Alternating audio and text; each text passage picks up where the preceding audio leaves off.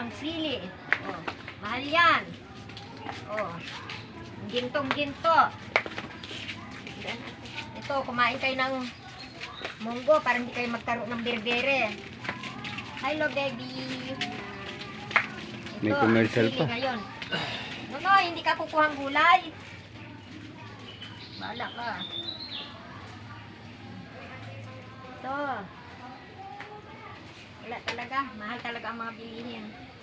Mura-mura naman. Lalo na ang kalabasa, 25 na isang kilo. Oh. Talaga. O yun sa mga estudyante. Mga estudyante, kailangan mag-aral ng mabuti. Parang hawakan nila, lapis at papel na lang. Kahit na sa call center, makatrabaho sila. Kaya kailangan talaga. Nung araw kasi, ayaw ko pag-aralin ng tatay ko eh. Tama na raw marunong akong bumasa at sumulat. Makarating sa paruunan. Kaya nagtampurista ako. Kasi mangingisda lang kasi ang tatay ko eh. Sana nga. Mayroon nga sana akong mayroon nga sana kaming form. Kasi siya, sa sundalo siya ng private. Si Major Smith siya. Niloko naman kami.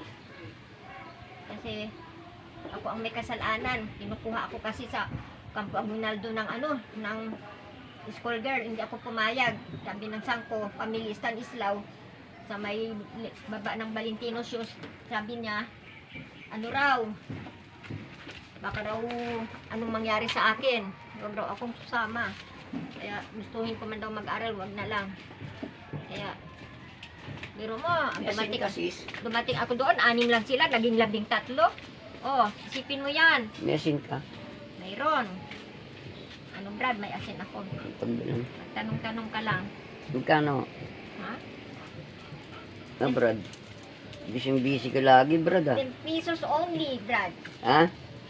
Ay, ito 5 lang. Para sa'yo.